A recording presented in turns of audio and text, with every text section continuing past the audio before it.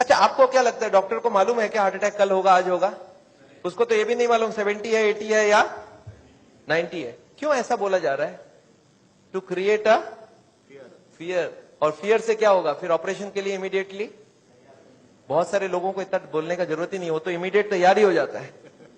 Heart का सुनते उसके मन में ऐसे ही डर रहता है, उसको ज्यादा डराने का। पर कभी कभी पेशेंट बोलता है सर एक बात बताइए, ब्लॉकेज तो कल भी था, ब्लॉकेज तो आज भी है, कल तक तो मैं सारा ही काम कर रहा था, ये पेन तो मेरे को बड़े दिनों से है, मैं अब तो पता चला हूं, तो आप एक काम करिए, मेरे को आप डिस्चार्ज कर दीजिए, मैं घर जाके फिर सोचूंगा। बोला नहीं, आप एक काम कीजिएगा, आप करवट भी लेंगे ना तो हमको पूछ लीजिएगा। पेशेंट बोलता है नहीं सर मैं तो घर जाऊंगा। बोला आप रुकिए, आपके घर वालों से मैं पूछता हूं। अच्छा, घर वाले बाहर कौन कौन वेट कर रहे होंगे? सारा खानदान वेट कर रहा होगा। वहां पे जाके क्या बोलना है कि patient is very critical, any moment he can die. आप बोलो मैं बचाने की कोशिश करूं और जाने दूं। अच्छा, आंसर क्या होगा? वाइफ क्या बोलेगी कि जिंदगी भर इन्होंने मेरे लिए किया, आज मेरे को चांस मिला, आज तो मैं ऑपरेशन। वाइफ बोलती है कोई चीज का भी कोई भी कंजूसी हमें नहीं करना है, इनको तो बचाना। अच्छा, बेटा मानेगा कि नहीं?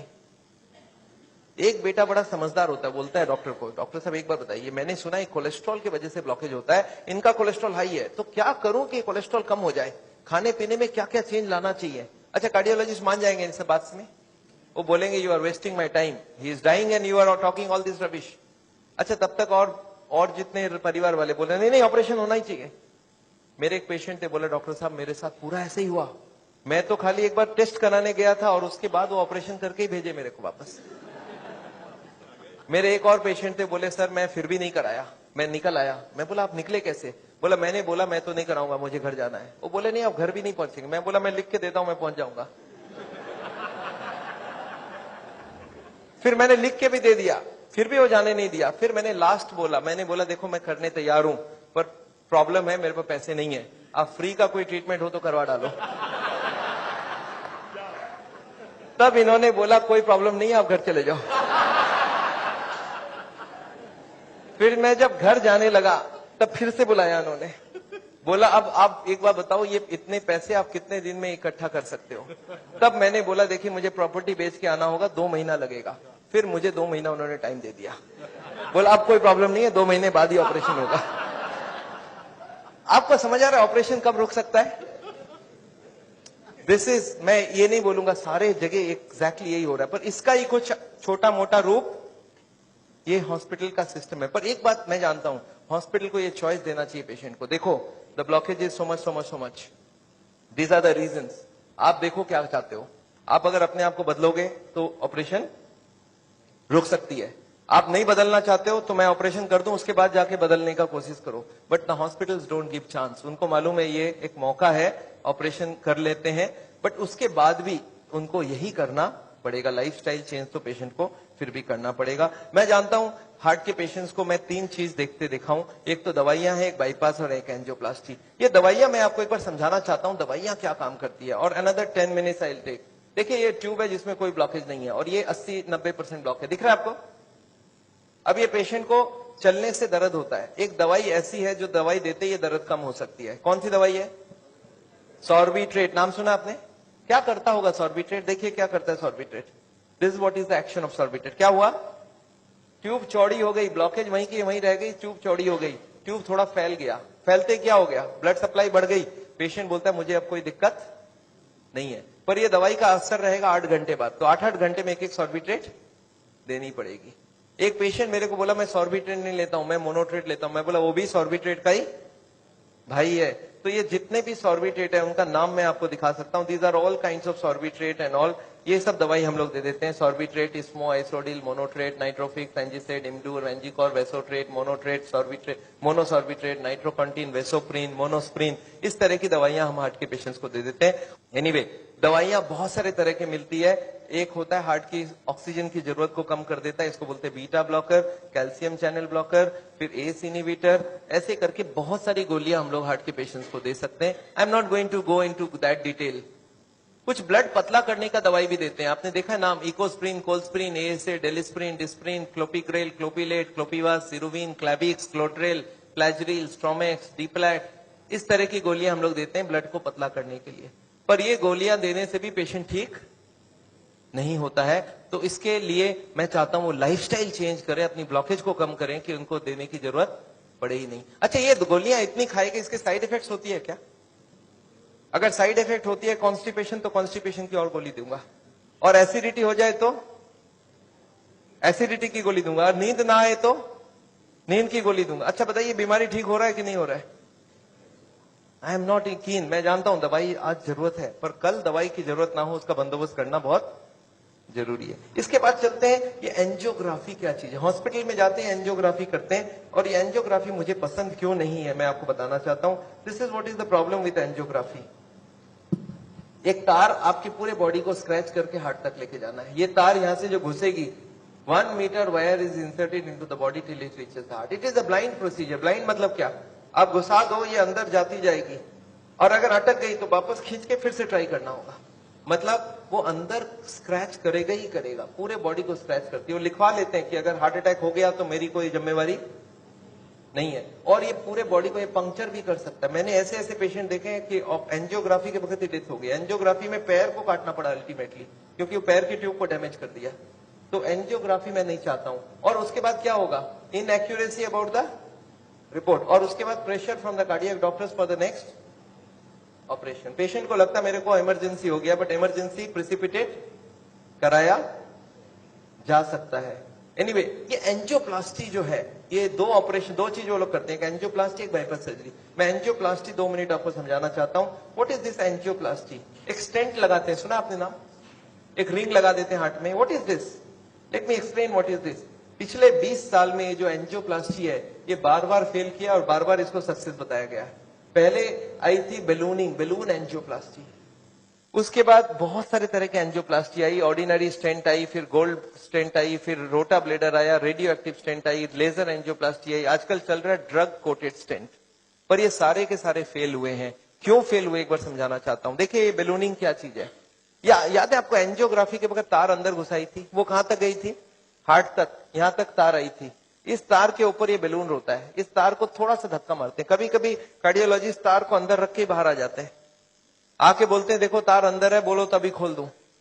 आप बोलते चलो खोल दो, कितने लगेंगे? 2 लाख लगेंगे। 2 लाख दे दिया। अब ये तार को ये लोग धक्का देते हैं थोड़ा और, तो तार की जो बेलून है ये बीचों बीच आ जाती है ब्लॉकेज में। अब इस बेलून में पानी डालना होता है। ये बेलून ऐसा होता है, इसमें पानी डालते बेलून फूल जाती है। अच्छा, पानी कैसे डालेंगे?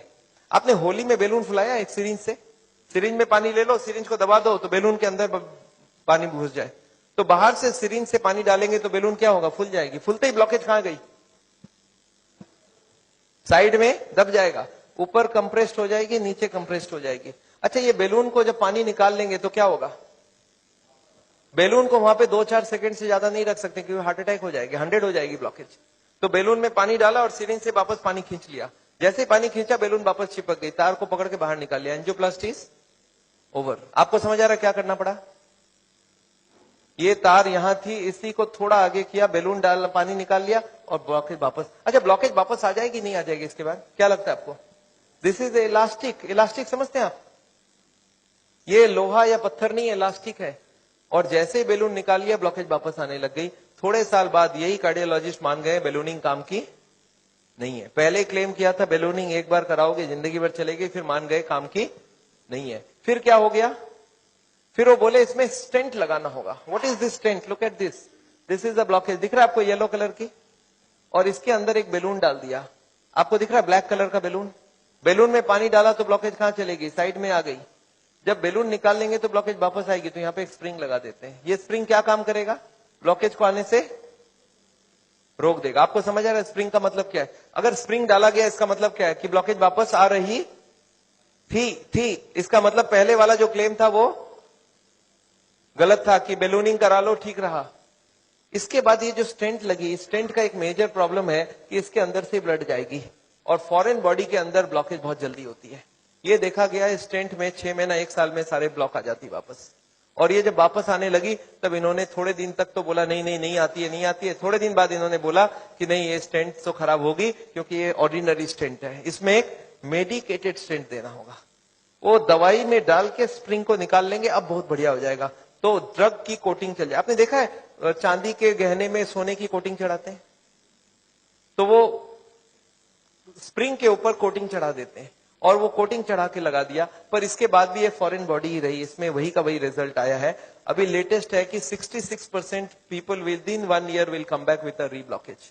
इसके बाद है बाईपास सर्जरी। एक बहुत बड़ी सर्जरी होती है। देखिए बाईपास सर्जरी मैं इसलिए नहीं चाहता हूं, एक बहुत बड़ा सर्जरी है। एक पूरे चेस्ट को काटो और इसको काट के, इसको चाकू से नहीं कटेगा, इसमें आड़ी से कटेगी। आड़ी समझते हैं आप? आपने मार्बल फिटिंग के वक्त एक देखा गोल चक्का लेके घूमते हैं, ऐसा एक लगा के ये पूरा खुलेगी। इसको अंदर से ऐसे जैक करके ऐसे खोलेगा, अंदर में हार्ट को रोक के उसमें ऑपरेशन होगी।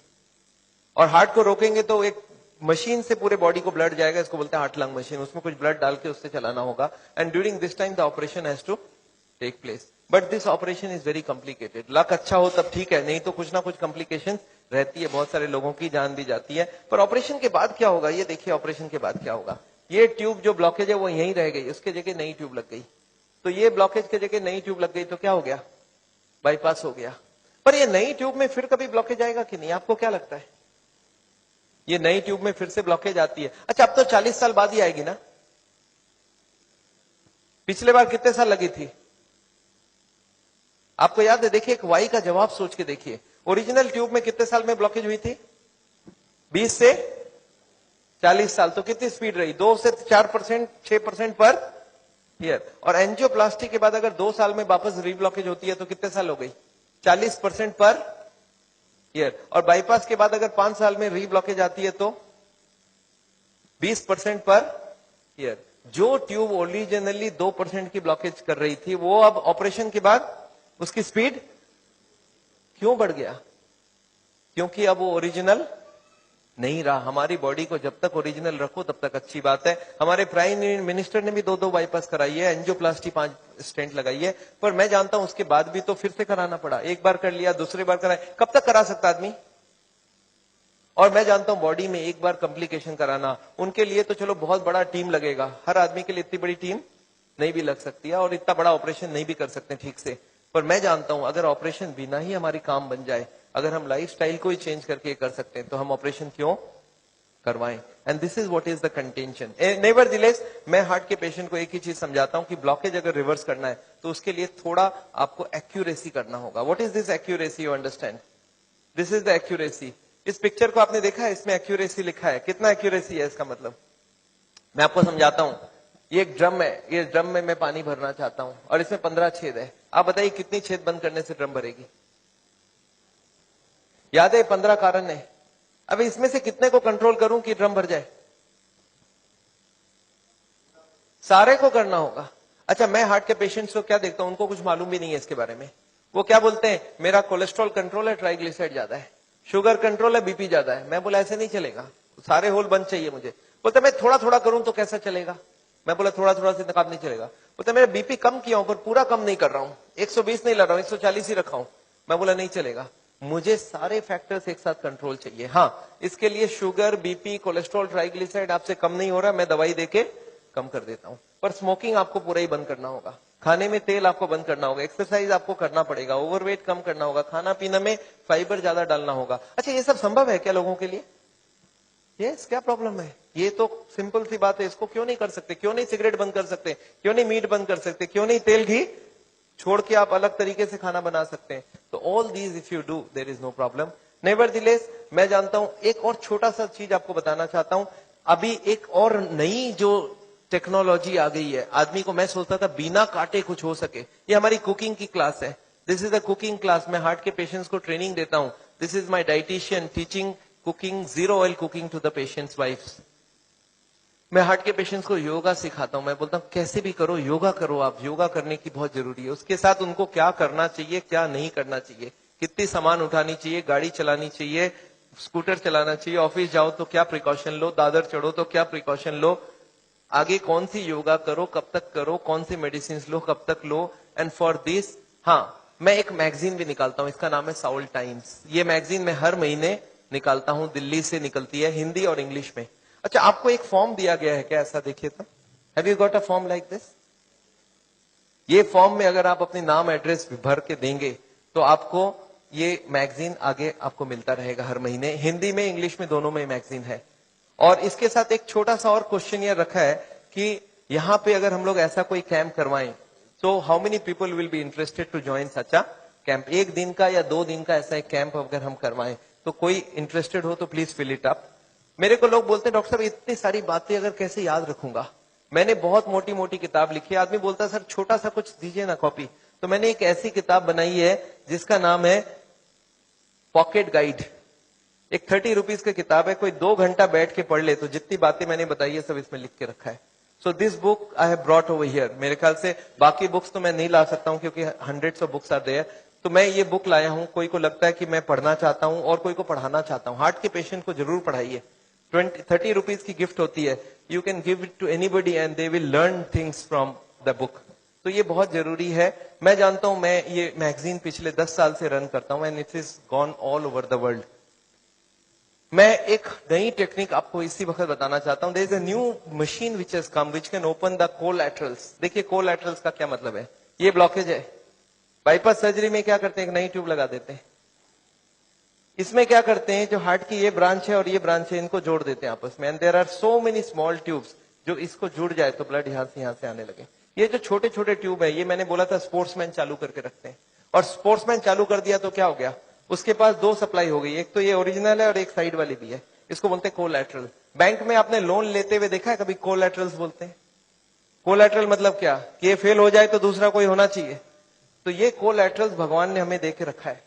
ओरिजिनल तो था ही था, एक कोलैटरल भी देके रखा. कभी ये फेल हो जाए तो ये चालू करना. अच्छा ये अगर चालू हो जाए बिना ऑपरेशन के तो इससे अच्छा कुछ नहीं हो सकता. And this is a new machine, new technology which has कम. देखिए हमारे मेडिकल साइंस की टेक्नोलॉजी बिना कांटे वाली टेक्नोलॉजी है. ये देखिए ये ट्यूब्स हैं जिसमें कोई कोलैटरल्स चालू नहीं है और ये है ट्यूब्स के सारे कोलैटरल्स चालू हो गए. आपको समझ आ रहा है डिफरेंस दोनों के अंदर. ये जो छोटे छोटे कोलैटरल्स है ये हमारे सबके पास है और एक मशीन से इसको या तो स्पोर्ट्स करके चालू कर सकते हैं या तो एक मशीन से चालू कर सकते हैं. ये मशीन क्या करती है सोचिए.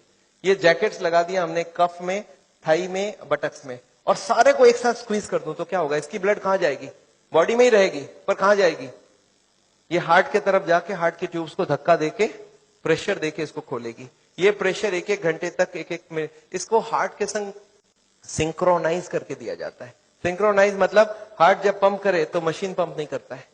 जब हार्ट पंप करके रिलैक्स करने लगे, जब पूरी ब्लड वापस आती है तो वो स्क्वीज करके सारे ब्लड को एक साथ भेजा जाता है. And this goes on. ECG feed होती है कंप्यूटर को. And this machine we have seen now without bypass surgery. आदमी बोलता है मुझे इमीडिएट रिजल्ट चाहिए, तो without bypass this can work very well. तो इसको हम लोग बोलते हैं नेचुरल बाईपास. नेचुरल बाईपास समझ रहे, भगवान ने ऑलरेडी नेचुरल बाईपास हमें दे के रखी है. स्पोर्ट्समैन चालू करके रखा है. तो आप हार्ट के पेशेंट हो, आप चालू करो, आपके पास कोलैटरल आ गई तो ओरिजिनल नहीं भी होगा तो भी काम चल जाएगी. और एक मैं जैसे ही, हाँ एक और ट्रीटमेंट आई है जिसको हम लोग बोलते हैं बायोकेमिकल क्लीनिंग. ये अभी बहुत अच्छी रिजल्ट आ सकती है. कुछ केमिकल अंदर डाल के ब्लड में उसको अंदर से गला लिया जाए. जैसे किचन में आपने सुना नाली जाम हो जाए तो क्या करते हैं हम लोग, कुछ केमिकल डालते हैं अंदर से. तो ये केमिकल की भी ट्रीटमेंट आजकल चल रही है. बट अभी भी इसका रिजल्ट हर आदमी में सेम नहीं आता है. But result are still there. बहुत सारे ऐसे पेशेंट है जो 30-40% तक ब्लॉकेज इससे कम हो सकती है. नेवरदिलेस मैं समझता हूं मैंने बहुत सारा लेक्चर आपको दे दिया है. कोई ने मेरे को बोला था एक बार कि डॉक्टर साहब कभी भी किसी को आधे घंटे से ज्यादा लेक्चर मत दिया कीजिए. मैंने बोला क्यों, बोला आपने स्कूल, उसके बाद दिमाग काम नहीं करता है. मैंने बोला क्यों ऐसा बोल रहे हैं, बोलता आपने स्कूल कॉलेज में देखा है कभी भी पीरियड्स 40 मिनट से ज्यादा नहीं रखते हैं. उसमें 5 मिनट आने जाने का वेस्टेज गिन लो, आधे घंटे ही चलेगा दिमाग. मैं बोला पर मैंने देखा आप टीवी देखते हो तो 2-3 घंटा देखते हो एक साथ. बोलते नहीं वो इंटरेस्टिंग हो तो देखते हैं. तो मैं जानता हूं आप हमारे साथ बैठे हैं 2 घंटे के लिए और आपको जरूर इंटरेस्टिंग लगा होगा. मैं फिर से धन्यवाद देना चाहता हूं ये हॉल को अरेंज जिन लोग ने किया उनको, श्री माफत लाल जी को जिन्होंने आपके लिए ये लेक्चर कराया है. और अगर आपको लेक्चर अच्छा लगा तो उनके लिए फिर से एक बार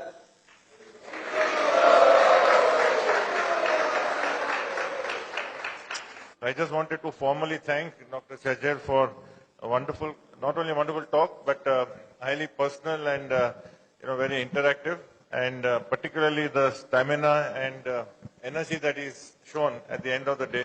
Just came back from Hyderabad today, so I think we should give him a much more warm welcome.